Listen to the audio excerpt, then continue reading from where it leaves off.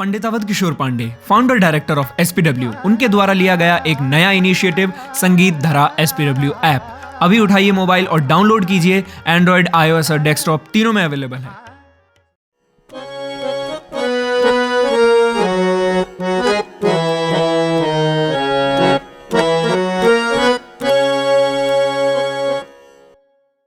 आज का जो टॉपिक है वो, क्योंकि मेरी पिताजी की जो श्रृंखला चल रही है उसी को मैं कंटिन्यू करूंगा। श्रृंखला यानी एक सीरीज चल रही है, राग से ख्याल तक, कि हम रागों की बंदिशें याद करते हैं, रागों के ख्याल हम सीखते हैं, लेकिन हम राग के भाव को नहीं समझते हैं। राग के भाव को, उसकी परिस्थिति को अगर जान लिया जाए, उसके परिचय को अगर जान लिया जाए, तो खुद ब खुद जो ख्याल हैं वो आपको समझ आ जाते हैं। ठीक है, तो राग से ख्याल तक की सीरीज में अब तक 5 रागों पर बात हो चुकी है, जो प्रारंभिक 5 रागें होती हैं, जो कि पिताजी के द्वारा का जो सिलेबस है, जो पाठ्यक्रम है, उसमें जो दे रखी हैं। हमारी जो उमूमन जो क्लासेस में रागें सिखाई जाती हैं उनकी बात नहीं करेंगे, क्योंकि वो जो क्रम है थोड़ा उल्टा सीधा है। तो उस क्रम को न फॉलो करते हुए पिताजी ने खुद का क्रम बनाया है, जिसमें जो प्रारंभिक 10 थाट हैं, आप सभी परिचित होंगे उनसे। बिलावल है, भैरवी है, कल्याण है, भैरव है, खमाज है, काफी है, आसावरी है, मारवा, पूर्वी, तोड़ी, ये 10 थाट होते हैं। इन्हीं 10 थाटों पर आधारित 10 आश्रय रागें होती हैं। 2 प्रकार की रागें होती हैं, आप नोट करते रहा करें तो और बेहतर होगा, साथ अपने कॉपी पेन लेके बैठें। आश्रित रागें यानी वो रागें जो 10 थाटों पर आधारित हैं, एज इट इज, उनके नाम भी वही हैं, उनके सुर भी वही हैं, है ना। और उसके अलावा जितनी भी रागें हैं वो उन्हीं 10 थाटों पर आधारित हैं, लेकिन वो जन्य रागें कहलाती हैं। ठीक है, तो उन्हीं आश्रित रागों की सीरीज में आज हम चल रहे हैं, जिसमें 6ठी राग आज हम लेने वाले हैं, राग खमाज। राग बिलावल पर बात हो चुकी है, भैरवी पर बात हो चुकी है, कल्याण पर, भैरव पर और काफी पर, इन 5 रागों पर बात हो चुकी है। और अगर मैं ये कह रहा हूं कि रागों पर बात हो चुकी है, तो उससे मेरा ये मतलब है कि उसमें हमने कुछ ऐसी बातें जानी हैं जो न तो उमूमन ज्यादातर किताबों में आपको अवेलेबल होंगी, और ना ही गुरु जितने हैं उन्होंने उस पर ज्यादा चिंतन किया है। तो उन रागों पर चर्चा हम सिर्फ इतनी करते हैं कि उनके सुर कौन कौन से हैं, और उनमें वादी, संवादी, विवादी, अनुवादी, समय, उनका ये परिचय जो बेसिक परिचय है उसको हम जान लेते हैं, और उसी परिचय को हम समझकर हम उसका ख्याल गाना शुरू कर देते हैं। फिर हम ये एक्सपेक्ट करते हैं कि राग का चलन भी हमारे समझ आए। जो लोग कहते हैं ना कि राग पहचानी कैसे जाए, राग यमन तो हम बरसों से गा रहे हैं, पर राग यमन अगर बच जाती है तो हमें मालूम नहीं चलता है कि राग यमन चली, कि राग यमन का कोई गाना, कोई गजल या कोई गीत था, ये कोई ठुमरी थी, ये है ना, या ये वाली राग की थी, जबकि ये राग तो हमने सीखी हुई है।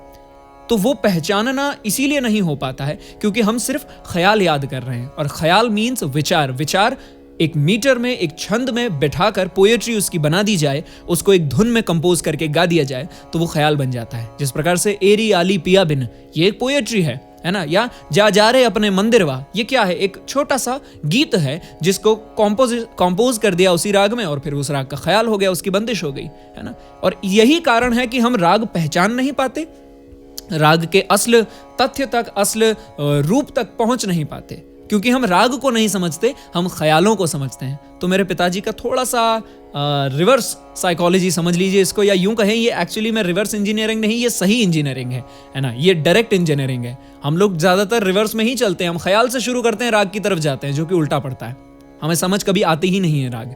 तो आज ये जो 5 रागों पर हमारा डिस्कशन हो चुका है, पिताजी का जो मंथन था, चिंतन था, जिस पर उन्होंने बात करी, वो राग के असल रूप पर थी, कि राग क्या भाव है और उस भाव को हमें कैसे समझना है, तो खुद ब खुद उसका चलन जो है वो हमारे समझ आ जाएगा। तो आज उसी तरह से हम राग खमाज पर कुछ ऐसी बातें करेंगे जो मेरे ख्याल से किताबों से हटकर होगी, है ना। निदा फाजली का एक शेर है कि घटाओं में नहाकर देखो, धूप में निकलो, घटाओं में नहाकर देखो, जिंदगी क्या है, किताबें हटा कर देखो। तो आज हम उसी तरह से संगीत को भी जानेंगे कि किताबों में जो वर्णित है, जो थ्योरी है, सिर्फ वो नहीं, वो तो किताबें भी बता देंगी, मैं क्या नया बता रहा हूं, है ना। मैं कोशिश करता हूं, मैं और मेरे पिताजी, हम लोग, हमारा जो इंस्टीट्यूट है संगीत प्रवाह वर्ल्ड, वो ऐसी बातें बता सके जो कोई सोचता ना हो, जिन पर कोई बात करता ना हो, जिस पर किसी का चिंतन या मंथन हो नहीं। वरना किताबों में तो वर्णित है, राग यमन उठाइए, अगर राग यमन सीखनी उठाइए किताब, उसमें सब कुछ लिखा है, उसकी ख्याल, उसकी बंदिश, उसकी पोएट्री, उसके नोटेशन, सब कुछ वर्णित है, सब कुछ लिखा हुआ है। फिर भी हमें राग नहीं आती है, क्योंकि राग पर मंथन हमारा नहीं होता है। ठीक है, तो रहा जो सवाल जिन्होंने भी किया था, उनका वीडियो या नाम मुझे नहीं मालूम, पर उनका सवाल था कि राग कितनी होती हैं। राग कहने को लोग कहते हैं अनगिनत हो सकती हैं, क्योंकि राग एक भाव है, और भाव कितने भी प्रकट हो सकते हैं, जैसा आपका भाव वैसी राग बन जाती है। अब अगर हम नॉर्थ इंडियन क्लासिकल म्यूजिक में जाएंगे तो लगभग वहां वर्णित है किताबों में कि आपको 4000 या 400 ऐसा कुछ नंबर है, पर जो मेरी स्टडी कहती है, मैंने जितनी किताबें पढ़ी क्लासिकल म्यूजिक की और उसमें से जो मेरा शोध निकाला है, मैंने जो विश्लेषण मैंने किया वो ये निकला कि 150 या 200 के करीब रागों का वर्णन है। यानी थ्योरेटिकली 150 या 200 रागें लिखी हुई हैं किताबों में, उसमें से भी ज्यादातर रागों के सिर्फ नाम हैं और कुछ नहीं है, और उनका कोई परिचय वहां दे नहीं रखा है। ठीक है। और अगर आप साउथ इंडिया में चले जाओगे तो वहां रागों का भंडार और ज्यादा है, रागों का जो बैंक अगर हम कहेंगे राग बैंक, तो वो और ज्यादा है वहां पे। इस ही कारण जो लोग कहते हैं कि भारतीय शास्त्रीय संगीत में 10 थाट क्यों हैं और साउथ इंडियन क्लासिकल में 72 थाट क्यों हैं, 72 क्यों हैं, ये सवाल मेरे ख्याल से किसी के जहन में तो आता होगा। नहीं भी आता है तो ये सवाल मैं आपको दे रहा हूं कि आप सोचिए जरा कि 10 थाट हमारे इंडियन क्लासिकल में है और 72 साउथ इंडिया में है। ऐसा क्यों? क्योंकि रागों की संख्या भी साउथ इंडिया में ज्यादा है। तो that is nothing but a base, एक कैटेगरी है जिसमें आप राग को डाल देते हैं। यह गलत फहमी है, इसे दूर कर लीजिएगा कि थाट से राग बनती है, ऐसा नहीं होता है। थाट से राग का जन्म नहीं होता है। थाट मतलब होता है वो बेस, वो कैटेगरी जिसमें उस राग को कैटेगराइज किया गया है। ठीक है। तो जो भी राग है वो भाव है, आपके मन में जो भाव आता है वैसी राग उत्पन्न हो उठती है। जैसे मेरे पिताजी ने, अगर आप लोगों ने यमन का अटेंड किया है, काफी का, खमाज का आज मैं करने ही जा रहा हूं, दूसरी भैरव का अटेंड किया है, तो आपको मालूम होगा कि भैरव का समय शिव की आराधना का है, क्योंकि भैरव कौन है? शिव का स्वरूप है। काल भैरव आपने सुना होगा, काशी विश्वनाथ में उनका मंदिर है काल भैरव का। तो काल भैरव की आराधना के वक्त जो आपके मन में भाव उठते हैं और जो सुर उठते हैं, उसमें जो पोएट्री गाई गई वो राग भैरव कहलाई।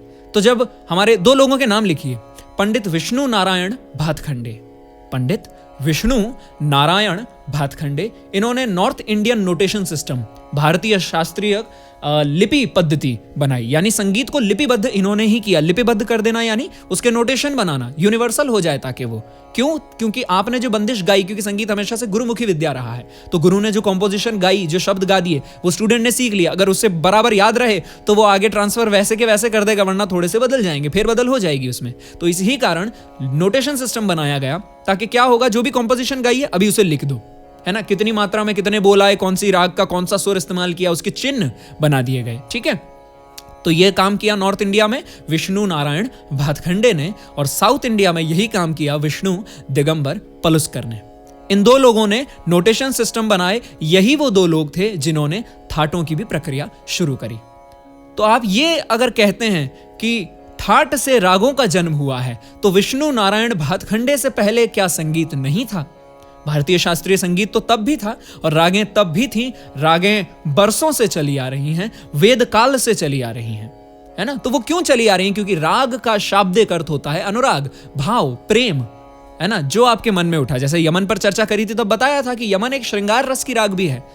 जब एक प्रेयसी अपने प्रियतम के लिए, यानी एक बिलवेड अपने लवर के लिए गाती है कि एरी आली पिया बिन, अपनी सहेली को कह रही है कि पिया के बगैर मेरे दिन नहीं कट रहे हैं।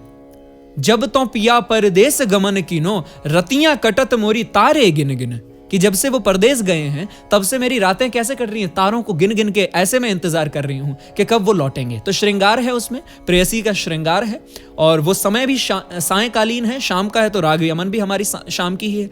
भैरव की हम जब चीजें गाते हैं तो आप पढ़ते हैं उसमें, जागो मोहन प्यारे द्वारपाल ठाड़े, ऐसे कि लोग आपके द्वारों पे खड़े हुए हैं तो आप जाग जाइए, श्री कृष्ण, उनको जगाया जा रहा है।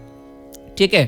तो ये सवेरे का समय है ना, तभी तो जगाएंगे। दोपहर में थोड़ी सो रहे थे कृष्ण जो दोपहर में आगे जगा रहे हैं कि भैया जग जाओ, आपसे लोग मिलने आए हैं, ऐसा तो नहीं होता है। सवेरे के ही वो रात के सोए हैं और सवेरे जगाया गया है। तो रागों का समय या रागों का परिचय हमें याद नहीं करना है, रागों के परिचय को समझना है। इसीलिए मेरे पिताजी की जो श्रृंखला है राग से ख्याल तक, वो इस वजह से है कि आप राग को समझिए पहले, अपने आप उसके ख्याल जो है वो सारे के सारे क्लियर हो जाएंगे और अपने आप मालूम चलने लगेगा कि यह ख्याल इसमें एप्ट नहीं है, यह ख्याल नामाकूल है। नामाकूल यानी माकूल नहीं है, यानी एप्ट नहीं है, एक्यूरेट नहीं है, यहां सूटेबल नहीं है, कि ये तो कुछ भी लिख दिया गया है ना। ऐसे ही आप कुछ भी पोएट्री कर दें और उसे कंपोज किसी भी राग में कर दें, ये मुमकिन नहीं होता है।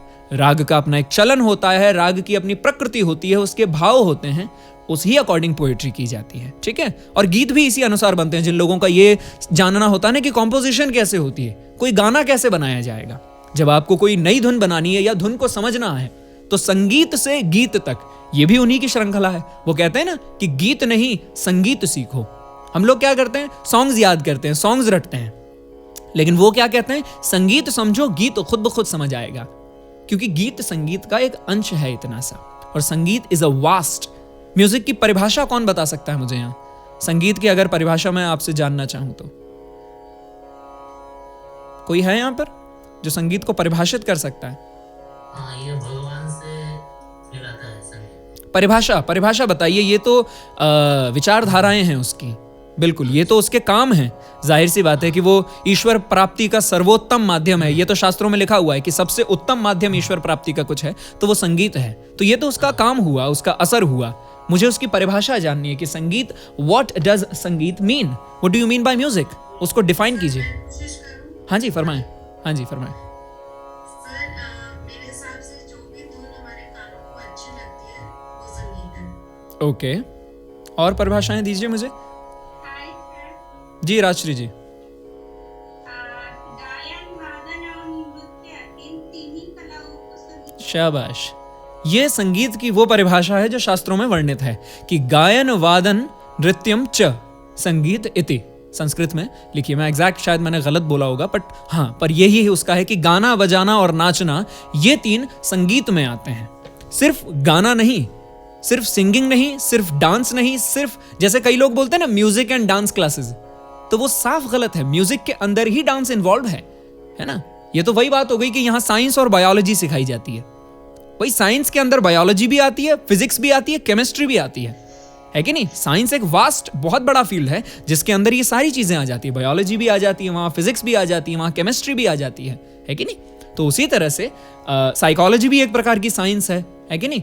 तो उसी प्रकार से संगीत एक पूरा बड़ा विषय है जिसके अंदर ये सारे चीजें आते हैं कि गाना बजाना और नाचना। अब गाने के भी कई प्रकार आ जाते हैं, शास्त्रीय, उपशास्त्रीय, सुगम, लोक, ये सारे गाने के प्रकार हैं। और यही वाद्य के भी प्रकार हैं। इंस्ट्रूमेंटल कैसा है? शास्त्र, इंडियन क्लासिकल इंस्ट्रूमेंटल है, उपशास्त्रीय है, लोक है या सुगम है ना। और डांस में भी यही आ जाता है कि क्लासिकल है, उपशास्त्रीय है या सुगम है। ठीक है, तो ये कैटेगरीज बनती हैं इनकी। तो आज खैर हम राग खमाज पर चर्चा करें, ज़्यादा वक्त न ज़ाया करते हुए। जिस प्रकार से काफ़ी पर चर्चा हुई थी जब पिछली बार, तब बताया गया था कि काफ़ी जो शब्द है, शब्द एटिमोलॉजी, एक वर्ड लिखिए, एटिमोलॉजी किसे कहते हैं? एटिमोलॉजी मुझे कोई बताएगा? अंग्रेजी का शब्द है ये, इसके मानी क्या होते हैं? हाँ जी, के हिसाब से उसका जो मतलब प्रारूप शब्द का जो वास्तविक अर्थ है, बिल्कुल नीत अर्थ है, बिल्कुल, उसका जब हम एनालिसिस करते हैं जी, दैट इज एटिमोलॉजी। शाबाश, बिल्कुल बिल्कुल सटीक जवाब है। द हिस्ट्री ऑफ वर्ड्स, कि वो वर्ड बना कैसे या उसका अर्थ क्या है, उसका भाव क्या है, उसी से मालूम चल जाता है। वैसे तो शेक्सपियर ने रोमियो जूलियट में बोला है कि व्हाट्स इन अ नेम। अगर आप रोज को लिली भी कह दोगे तब भी वो रोज का काम ही करेगा। बट इसी की काउंटर फिलॉसफी ये भी है कि नाम में बहुत कुछ रखा है, क्योंकि नाम के साथ साइकोलॉजी जुड़ी है, नाम के साथ आइडियोलॉजी जुड़ी है ना। तो राग काफी, काफी पे अगर आप जाते हैं, ये मेरी कुछ पिताजी की आदत है, क्योंकि वो साहित्य के व्यक्ति हैं, लिटरेचर के व्यक्ति हैं, तो वो नाम पर पहले जाते हैं कि इसका अगर ये नाम रखा गया है तो इसका जो अर्थ है वो उसी से निकलेगा। यमन पे भी जब बात गए या काफी पर भी जब गए, भैरवी या भैरव या बिलावल पर भी गए, तो सबसे पहला पॉइंट मेरे ख्याल से उन्होंने यही बताया होगा कि इस शब्द का मतलब क्या होता है। जब उस शब्द पे जाते हो, जैसे अहीर भैरव, बहुत सारे लोग यहाँ सीख रहे होंगे, अहीर भैरव का लोगों को मतलब ही नहीं पता है। लोगों को लगता है अहीरी साउथ इंडियन राग है और भैरव नॉर्थ इंडियन राग है, दोनों को मिलाकर अहीर भैरव बना दिया गया। ऐसा नहीं है ना। ये शास्त्रकारों के अपने मत हैं अपने अपने, क्योंकि वो नाम सिमिलर लग रहे हैं इसीलिए ये लोगों ने कह दिया कि शायद ये सिमिलर है, बट ऐसा कुछ नहीं है। अहीरी का उसमें कहीं चलन नहीं है। बात यह है कि अहीर एक जात होती है, अहीर मतलब ग्वाला होता है, और ग्वाले आपको उत्तर प्रदेश में मिलेंगे, जो कृष्ण के टाइम की ये आपकी बनती है कैटेगरी, कि जिसमें वो अहीर, वो ग्वाले जो है वो दूध बेचने जाया करते थे, दही बेचने जाया करते थे, गाय चराने जाया करते थे। तो यही अहीर भैरव के ख्यालों में भी आपको मिलता है जब आप उसको पढ़ेंगे। और भैरव यानी कि शिव का भी जिक्र इसमें कई जगह मिलता है। एक छोटा सा वृत्तांत उसमें मिलता है कि जब बालकृष्ण, ये ख्यालों की ही बात कर रहा हूँ, ये ख्याल आप गाते हैं रागों में, लेकिन आप उस पोएट्री को समझते ही नहीं, आप तो सिर्फ शब्द मुंह से निकाल देते हैं और गा देते हैं। गीत भी हम इसी तरह से गाते हैं कि वर्ड्स कुछ भी मुंह से निकल रहे हैं, हमें मालूम नहीं है उन वर्ड्स का मीनिंग क्या है। और अनलेस आपको ये मालूम ही नहीं है आप बोल क्या रहे हैं, तो उलझुलूली बोल रहे हैं आप, तो किसी को कुछ भी बोल देंगे फिर इसका मतलब तो बिना सोचे समझे, तो फिर यही बात हुई। तो यही चीज़ हम ख्यालों के साथ कर रहे हैं कि बिना सोचे समझे हम उन ख्यालों के जो शब्द हैं उनको बोले जा रहे हैं। तो उसमें जिक्र भी आता है एक ख्याल में कि जब कृष्ण को देखने शिव खुद धरती पर आते हैं और एक साधु का भेष धारण करके आते हैं, और वो उससे मिलते नहीं हैं सिर्फ क्योंकि जैसे ही वो आ जाते हैं तो माँ यशोदा जो हैं वो बड़ी विचलित हो जाती हैं कि यार ये कैसा आ गया, अजीब सा साधु है, बड़े बड़े बाल हैं इसके और भस्म रमाए हुए हैं, क्योंकि शिव का रूप तो आप जानते हैं तो वो बड़ा भयानक रूप है। तो जैसे ही शिव द्वार पर आते हैं, अंदर श्री कृष्ण जो है अपने पालने में रोने लगते हैं, किलकारियां करने लग जाते हैं, शोर करने लगते हैं, क्योंकि वो अंदर से महसूस कर चुके हैं कि महादेव आए हैं मुझसे मिलने, रूप धारण करके आए, तो मुझे जाना है मिलने उनसे, है ना। तो पर माँ यशोदा देखती है कि यार अपने सुंदर से बालक को मैं इस भूत जैसे आदमी के सामने कैसे ले आऊं, ये बच्चा और रोने लगेगा। पर क्योंकि वो चुप ही नहीं होते और वो साधु भी वहां से जाता नहीं, तो माँ यशोदा मजबूरन उन्हें वो यही करना पड़ता है कि वो अपना बाल कृष्ण को लेकर आती हैं बाहर और उन साधु के सामने रखती हैं। तो वो अपने आप श्री कृष्ण चुप हो जाते हैं। तो माँ यशोदा भी अचंभित हो जाती है कि कैसे मुमकिन है, अभी तो ये रो रहा था और इतने भयानक रूप को देखकर ये चुप हो गया मेरा जो बालक है। तो उस सीन में बस इतना सा दृश्य, इतना सा है जिस पर पूरा एक ख्याल बनाया हुआ है अहीर भैरव में कि शिव जो है उस बालक को देखते हैं, बाल श्री कृष्ण को देखते हैं और अपनी लट को जटा में से एक लट उनके चरणों को स्पर्श करा देते हैं। पूरा नहीं छूते हैं, सिर्फ एक लट उनकी स्पर्श होती है। तो ये दृश्य ख्यालों में इस्तेमाल किया गया है। तो इस तरह से हमारी माइथोलॉजी, हमारा साहित्य जो है वो भी इन्वॉल्व होता है इन रागों में। अगर आपको हिस्ट्री नहीं पता है, और इस चीज़ का धर्म से कोई लेना देना नहीं है, स्वयं आप जाकिर हुसैन साहब को देख लीजिए, वो तो इस्लाम धर्म को बिलोंग करते हैं, बट वो इंडियन क्लासिकल सीखे हुए हैं, उनको पूरी माइथोलॉजी मालूम है, क्योंकि जो चीज़ें वो बजा रहे हैं उसकी हिस्ट्री जो है वो वही है। तो आ जाते हैं दोबारा एटिमोलॉजी पे, कि अगर एटिमोलॉजी पर अगर आप जाते हैं तो अपने आप चीज़ें समझ आती हैं। अब काफ़ी और खमाज ये दो रागें ऐसी हैं जो ठुमरी प्रधान रागें हैं। सबसे पहले इनके परिचय में आप यही लिखिएगा कि ये ठुमरी प्रधान रागें हैं। और जैसा कि अभी जिक्र भी किया था ना कि कौन सा गीत आपने बताया था, पिया तो से नैना लागे। तो आप ये देखिए, पिया नैना, ये जो भाषा है ये न तो शुद्ध हिंदी है न ये उर्दू है, ये देसी, ये खड़ी बोली है, ये मैथिली में, ये उत्तर प्रदेश में जो भाषाएं चलती हैं खड़ी बोली, ये वो बोली है। और उत्तर प्रदेश की ही गायकी है ठुमरी गायकी, जैसे कि राजस्थान की गायकी है मांड गायकी। मांड गायकी के बारे में या केसरिया बालम के बारे में एक डाउट है, वो मैं क्लियर करता हूं यहां पर। वो जब क्लियर होगा तो खुद ब खुद आपको ठुमरी गायकी समझ आ जाएगी, खुद ब खुद आपको खमाज की गायकी समझ आ जाएगी। राग से ख्याल तक जा रहे हैं तो आप जानिएगा कि खमाज का स्वरूप क्या है। हम ये नहीं, वो परिचय नहीं दूंगा मैं आपको, वो परिचय तो अभी किताबों में वर्णित है कि भाई खमाज में क्या होता है, दोनों निषाद का प्रयोग है, इसका गायन वादन समय ये है, इसका चलन ये है, स्वरूप ये है, वो तो मैं बताऊंगा ही। पर राग को जानिए, सिर्फ परिचय तक मत जाइए, राग को जानिए कि उसका इतिहास क्या है, वो क्या कहती है। अगर वो जान लिया तो उसके सारे गीत समझ जाओगे कि पिया तो से नैना लागे उसमें बनाया जा सकता है कि नहीं बनाया जा सकता है। या फिर वो है ना, मोरा सैया मो से बोलत नहीं, है ना, कि वो जो गाया गया, शफकत अमानत अली गाया मेरे ख्याल से उन्होंने गाया है, तो वो क्यों गाया है, इसी में क्यों गाया है, खमाज में ही क्यों है, खमाज का इससे क्या लेना देना है, पिया से, नैना से, या पिया के मिलने से, प्रेयसी के, इन सब का क्या ताल्लुक है उससे।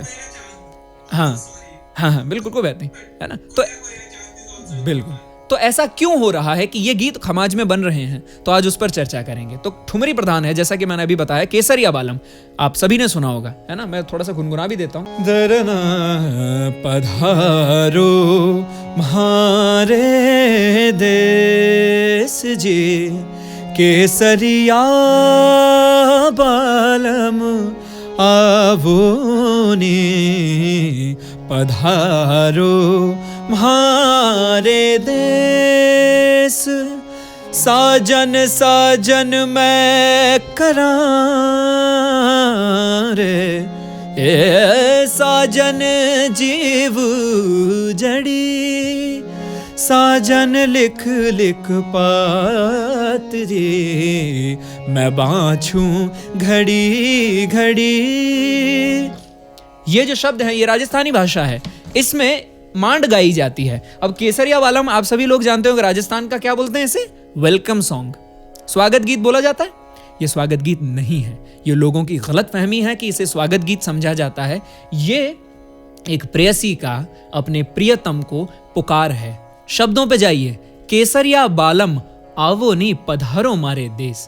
ये उस टाइम की लिखी गई बनाई हुई चीजें हैं जब फेमिनिज्म नहीं था, है ना। तब हमारी पेट्रियार्की कुछ ज्यादा ही उछाल मार रही थी और उसमें यही होता था कि जो मर्द थे वो बाहर काम करने जाया करते थे, इवन उन्हें बाहर परदेश भी जाना पड़ जाता था काम करने के लिए, और औरतें घर में होकर अपने पति का सिर्फ इंतजार करती थी, अपने सारे काम काज करते हुए वो इंतजार किया करती थी। ठीक है, ये उस समय का है, आज के जमाने का नहीं है, तो इसे उससे मत जोड़िएगा कि ये कैसे मुमकिन है भैया, ये तो सेक्सिज्म हुआ, है ना। पर ये उस समय था तो था, अब यही हमारी कल्चर है तो है ना। उस समय रहा, भले ही खराब है पर उस समय का यही था।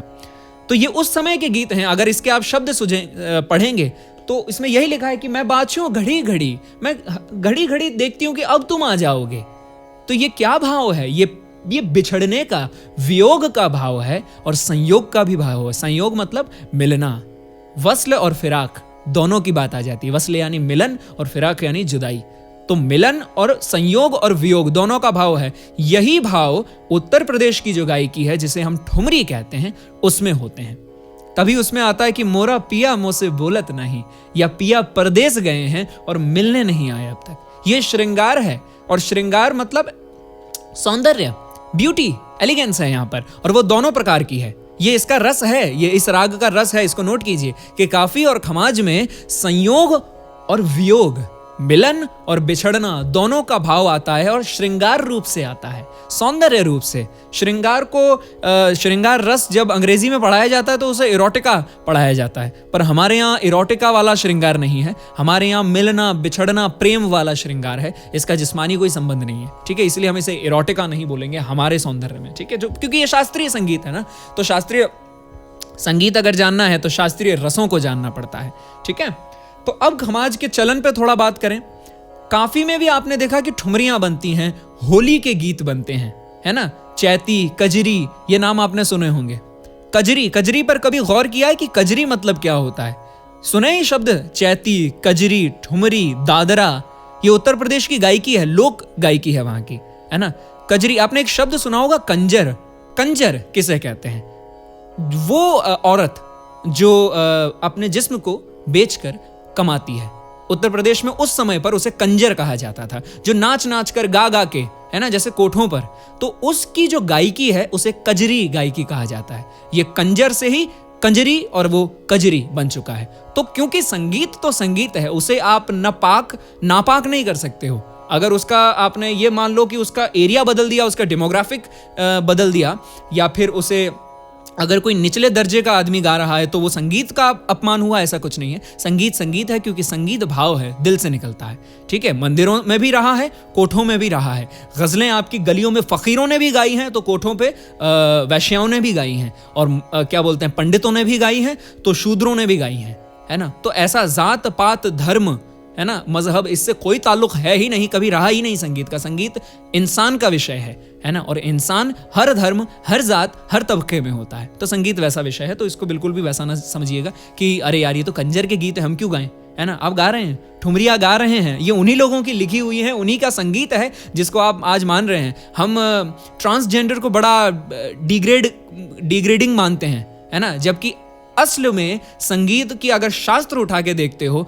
तो वहां लिखा हुआ है, ये जो कंजर हैं, ये जो कजरियां हैं, ये जो गंधर्व हैं, है ना, किन्नर हैं। किन्नर हम कहते हैं ना हिजड़ों को, अगर उसका डिमीनिंग वर्ड में आप लोगों के सामने बोलूं जो समाज में चलता है ना।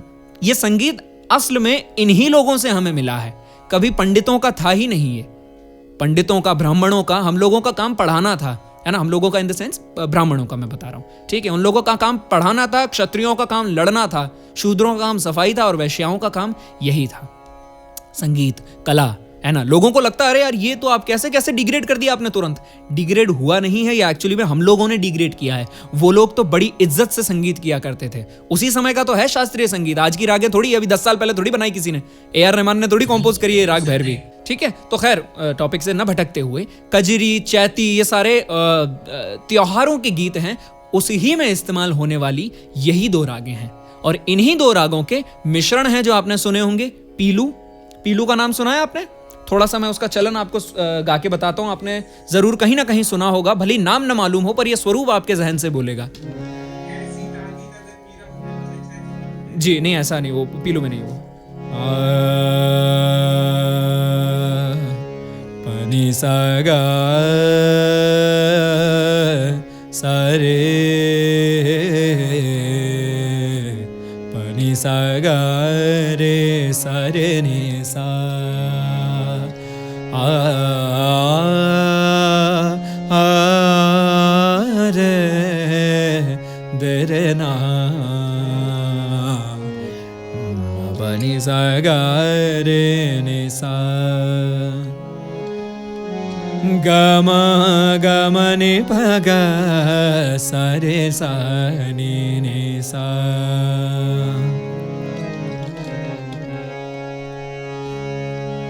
हो बापू सेहत के लिए तू तो हानिकारक है, हम पे थोड़ी दया तो कर, हम नन्हे बालक हैं। ये गीत सुना है आप लोगों ने? दंगल मूवी का गाना है ये। बापू सेहत के लिए तू तो हानिकारक है, हम पे थोड़ी दया तो कर, हम नन्हे बालक हैं। है ना? अभी मैं पहली गाली से गा रहा हूँ, इसका पिच अलग है, जैसे अभी मैं यहाँ से गा के बताऊँ। ओ बापू सेहत के लिए तू तो हानिकारक है, हम पे थोड़ी दया तो कर, हम नन्हे बालक हैं। या आपने वो सुना होगा, देर से आना जल्दी जाना, ऐ साहिब ये ठीक नहीं। या ये ठुमरी सुनी होगी, बरसन लागी सावन बूंदिया राजा, तुरे बिन लागे ना मोरा जिया। ये पीलू की कुछ ठुमरियां हैं। अब ये पीलू कैसे बनती है? ये खमाज से, ये काफी से, ये काफी थाट पर ही आधारित मानी जाती है। या यूं कहें कि पीलू का जो थाट माना जाता है वो काफी माना जाता है। काफी खमाज काफी करीब रागे हैं ये दोनों, इसीलिए ये एक के बाद एक पिताजी ने इनका क्रम में रखा है। वरना ये क्रम अगर आप शास्त्रों के अनुसार देखने जाएं तो इनका क्रम अलग अलग है। ठीक है, अब खमाज का क्या चलन कहता है आप देखिए। सा ग ग म ग ग म प ग म ग सा सा ग म प नि नि सा नि द प ध म ग सा सा ग ग म म ग म प म ग। दोनों निषाद का इसमें प्रयोग है। मेरे दो स्वरूप हैं इसमें, है ना? मेरा नाम निषाद है, इसमें दो लगते हैं। एक मेरा जुड़वा भाई है शुद्ध निषाद, वो इसमें लगता है, मैं कोमल निषाद हूँ। ठीक है, तो दो निषाद हैं। दो निषाद का इस राग में प्रयोग है। किस तरह से है? आरोहात्मक जो सुर इसके जाते हैं उसमें शुद्ध निषाद का प्रयोग है। सा ग म प नी। और ये आप देख रहे हैं, ये संपूर्ण नहीं है राग। संपूर्ण मतलब जिसके सातों सुर लगते हो आरोह में, या अवरोह में भी सातों सुर लगते हो। संपूर्ण जाते हैं, राग की जाते। राग की जाते मतलब राग में कितने नंबर हैं सुर के, कितने अगर गिनो तो, जैसे सारे गा मा पा धा नी 7 सुर हैं तो संपूर्ण, सारे गा मा पा धा 6 सुर हैं तो षाड़व, सारे गा मा पा 5 सुर हैं तो औड़व।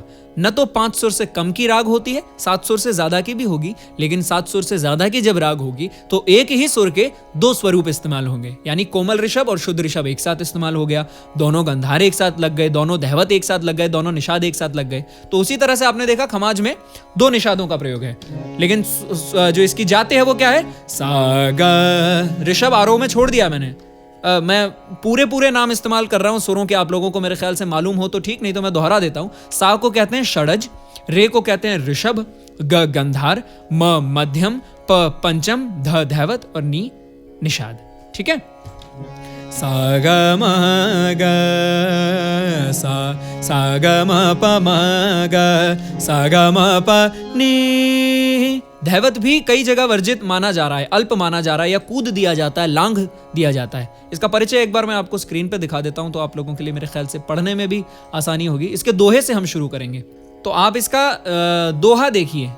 दोहा वो चीज होती है जो दो ही लाइनों में पूरा स्वरूप आपको जो है क्लियर कर देगा, जिस्ट उसका मिल जाएगा। तो जिस्ट क्या कहता है? आरोहन में रे वर्जित कर गावत राग खमाज, द्वितीय प्रहर निशिगाइए रखिए गण संवाद। तो रात्रि के दूसरे प्रहर में इसे गाया जाता है, यानी कि 7 से 10 पहला प्रहर, 10 से 1 दूसरा प्रहर। तो 10 से 1 के समय में रात में इसे गाया जाता है। और रखिए गण संवाद, यानी गवादी है इसका, और संवादी इसका निषाद है, नी है, और वो भी कोमल नी है, इसमें दे रखा है। आरोहण में रे वर्जित यानी आरोह में रे वर्जित हो जाता है, वर्जित यानी लांघ दिया जाता है। जैसे सा ग म प ध नि ध प, जैसे मैंने बोला कई बार धैवत को भी लांघ दिया जाता है, पर वो वर्जित नहीं, लांघ दिया जाता, लांघ यानी कूद दिया जाता है उसमें। सा सा ग ग म ग म प म ग। और निषाद का कैसा प्रयोग है? आरोहात्मक शुद्ध निषाद है, अवरोहात्मक कोमल निषाद है।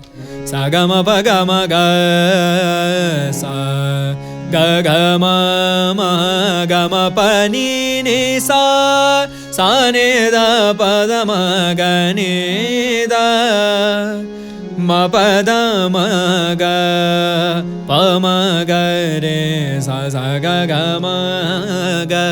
अच्छा, फन फैक्ट, काफी राग जो है उसमें भी दोनों निषाद का प्रयोग होता है। ये बहुत कम लोग जानते हैं कि काफी राग में ये तो जानते हैं गनी कोमल लगता है, लेकिन ये नहीं जानते हैं कि दोनों निषाद भी प्रयोग आते हैं और शुद्ध निषाद जो है कई बार उसमें अल्प प्रयोग आता है। ठीक है, अब इसकी राग आपने जान ली, राग का नाम खमाज है, जाति इसकी आपने यहाँ पे लिखी हुई नहीं है, पर आप इससे देख सकते हैं कि ये षाड़व संपूर्ण इसकी जाति है। षाड़व यानी 6 सुर है, क्योंकि ऋषभ वर्जित है। जाति इसकी संपूर्ण लिख रखी है, पर वो अगर करेक्ट बोलेंगे तो षाड़व संपूर्ण से बोलेंगे, क्योंकि आरोहात्मक षाड़व है और अवरोहात्मक संपूर्ण है। वादी इसका ग है। टर्मिनोलॉजी मालूम होनी चाहिए। जब हमें टर्मिनोलॉजी मालूम होती है, टर्म्स हमारे एग्जैक्ट होते हैं, एप्ट होते हैं, माकूल होते हैं, तो हमारा जवाब सटीक होता है ना। ये हर फील्ड में है, सिर्फ संगीत में नहीं। आपके टर्म्स जो हैं वो एकदम सटीक होने चाहिए। तो अगर हम ये कहेंगे कि वादी स्वर को हमें अगर परिभाषित करना है, तो वादी स्वर वो है जिस स्वर पर राग में सबसे अधिक न्यास होता है। न्यास यानी टिकाव, है ना। आपका जवाब एकदम सही था, लेकिन ये टर्म्स मिसिंग थे, और जब टर्म्स मिसिंग होते हैं तो आंसर में मार्क्स हमें प्रॉपर नहीं मिलते हैं, है ना। स्कूल में भी ऐसा ही होता है भाई, कि आंसर तो एकदम सही बोला था आपने, एक्सप्लेन अच्छा किया, लेकिन क्या इस्तेमाल नहीं किए, वो टर्म्स। तो टर्म्स का फर्क पड़ता है, तो उस पर ध्यान रखिए। न्यास कहते हैं टिकाव को, या ये कह सकते हैं आप कि वो स्वर सबसे ज्यादा प्रयोग आने वाला है, वो भी कहा जा सकता है ना। पर न्यास शब्द जो है वो एप्ट होगा। तो वादी स्वर उसका गंधार हो गया, संवादी उसका निषाद हो गया, गायन वादन समय मैंने बता ही दिया, रात्रि का द्वितीय प्रहर है। स्वर इसमें आरोह में रेवर्जित है और शुद्ध नी का प्रयोग है, और अवरोह में कोमल निषाद है। आरोह अवरोह पकड़ देख लीजिए इसका, सा ग। अब देख रहे हैं ग के बाद इसीलिए कोमा लगा रखा है। सा ग म प ध नि सा सा नि द प म ग रे सा नि ध म प ध म ग प म ग रे सा। अभी देखिए, मैं इसका चलन थोड़ा और गाऊं अगर आगे आप सरगम गीत अगर इसका देखें, सरगम गीत यानी सरगमों के द्वारा गीत गाया जा रहा है, वो गीत जिसमें शब्द नहीं सिर्फ सरगम होते हैं।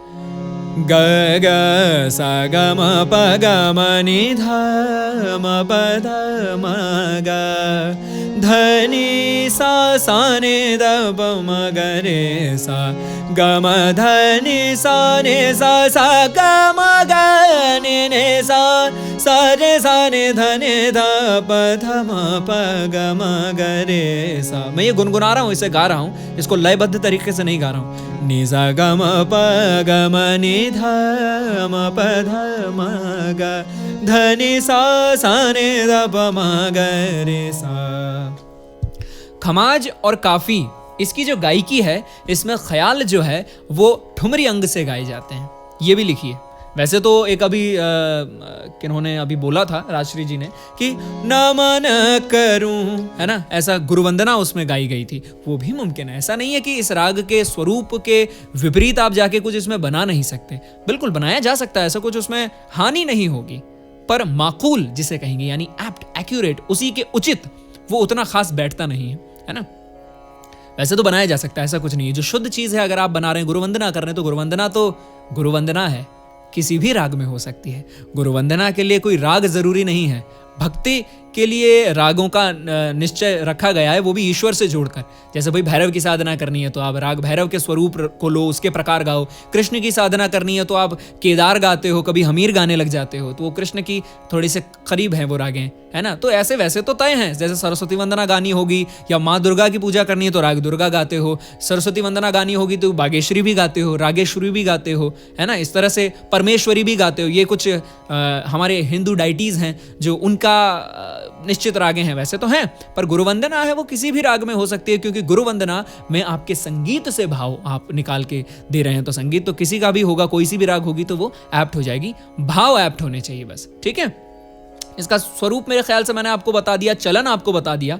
अब आते हैं इसके लाइट वर्जन पे, है ना, जहां इसमें गीत होते हैं या भजन होते हैं तो वो किस प्रकार से होते हैं। वैसे तो मेरे खुद के पिताजी का जो गीत है, भजन है, वो इसमें ही है, खमाज में ही है। गोविंद गोविंद गाओ मन, गोविंद गोविंद गाओ, आनंद घन बरसाओ, आनंद घन बरसाओ, गोविंद गोविंद गाओ। अब देखिए, ये जो दो रागें हैं, या यूं कहें भैरवी, भैरवी भी एक राग है जो ठुमरी प्रधान राग है माना जाता है, पर उसका शुद्ध रूप जो है वो ठुमरी प्रधान नहीं है, न ही काफी का, न ही खमाज का। इनका मिश्रित रूप जो है, मिश्रित यानी कोई दूसरी राग का इसमें चलन आ जाएगा, कोई दूसरा स्वर इसमें लगा दिया जाएगा, उसमें जो है वहां ठुमरी आ जाती है, क्योंकि ठुमरी में शुद्धता कम होती है। ठुमरी का अर्थ है जहां थोड़ी सी अशुद्धि हो, जहां थोड़ा सा विवादी स्वरों का प्रयोग हो और वहां थोड़ा सा चलन मोड़ा जाए, वहां दो चार रागें मिश्रित होती हैं। तो जब भी खमाज का जिक्र आता है तो जैसे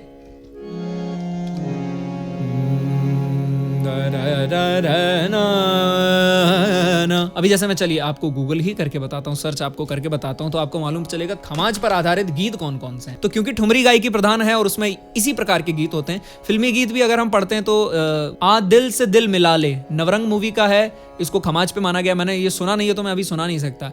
अब मैं क्या मिसाल दूं, आरती मूवी का है ये, रफी साहब का गाया हुआ।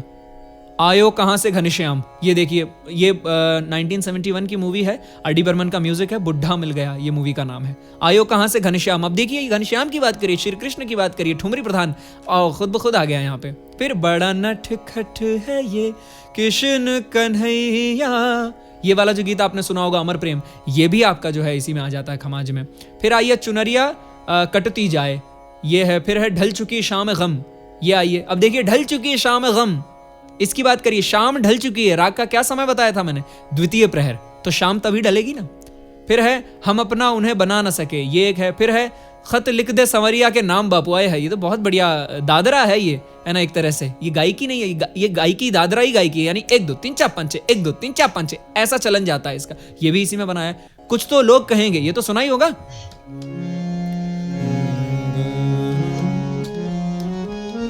कहेंगे लोगों का काम है कहना, छोड़ो बेकार की बातों में कहीं छूट न जाए रहना।